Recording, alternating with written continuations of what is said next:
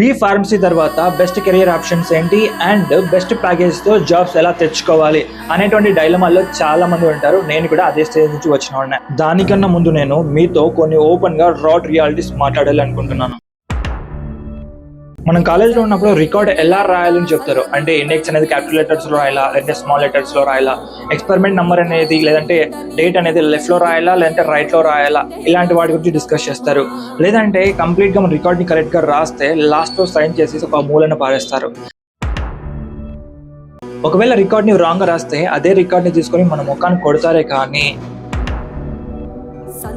అంటే ఇక్కడ మన ఫ్యూచర్కి ఏ మాత్రం పెద్దగా హెల్ప్ అవ్వనటువంటి రికార్డ్స్ గురించి అంత కేర్ తీసుకొని చెప్తున్నారు. కానీ ఆఫ్టర్ బీ ఫార్మసీ తర్వాత మన కెరియర్కి హెల్ప్ అయ్యే విధంగా, మనం జాబ్ తెచ్చుకునే విధంగా ఒక్కరంటే ఒక్కరు కూడా మనకు కాలేజ్లో గైడెన్స్ అనేది ఇవ్వట్లేదు.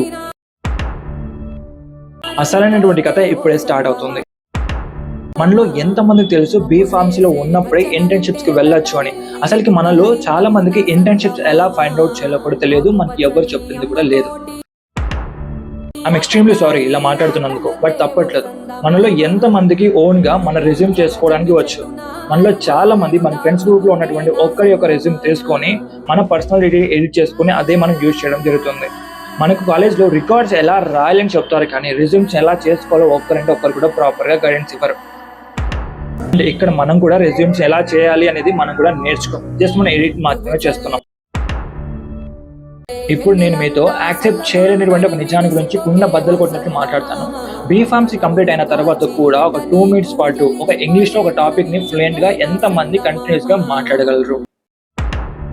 Question your self. మనలో చాలా మంది ఇబ్బంది పడతాం మాట్లాడడానికి. అంతేకాదు మనలో చాలా మందికి లింక్డ్ఇన్ ప్రొవైడ్సే లేవు, ఉన్నప్పుడు దాన్ని ప్రాపర్గా మనం మెయింటైన్ చేయము. బీ ఫార్మసీలో ఉన్నప్పుడు మనలో చాలా మంది సెమిస్టర్ ఎగ్జామినేషన్ని పాస్ అవ్వడం కోసమే ప్రిపేర్ అవుతాం, కానీ సబ్జెక్ట్ నాలెడ్జ్ని ఇంక్రీజ్ చేసుకోవడం కోసం ఎంతమంది ప్రిపరేషన్ అవుతున్నారు? ఇప్పుడు మీరే చెప్పండి, ఇలా మనం ఉన్నప్పుడు హై సాలరీస్తో మనకు జాబ్స్ ఎలా వస్తాయి? ఫైనలీ మనకున్నటువంటి డిగ్రీ సర్టిఫికేట్స్ అనేవి ఒక గేట్ పాస్ లాంటివి. ఇంటర్వ్యూ వరకు అటెండ్ అవ్వడానికి మనకి హెల్ప్ అవుతాయి, కానీ ఇంటర్వ్యూ క్లియర్ చేయడానికి కాదు.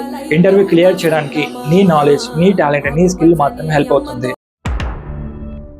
నెక్స్ట్ పార్ట్ 2 వీడియోలో యాజ్ ఏ బీ ఫార్మసీ స్టూడెంట్గా మనం ఎలాంటి స్కిల్ నేర్చుకోవాలి, ఎలాంటి స్కిల్ నేర్చుకుంటే మనకు బెస్ట్ కెరియర్ ఆప్షన్స్ ఉంటాయి, ఆ కెరియర్ ఆప్షన్స్ ఏంటి అనే వాటి గురించి కంప్లీట్ డీటెయిల్స్ అనేది నెక్స్ట్ వీడియోలో మీకు చెప్పడం జరుగుతుంది.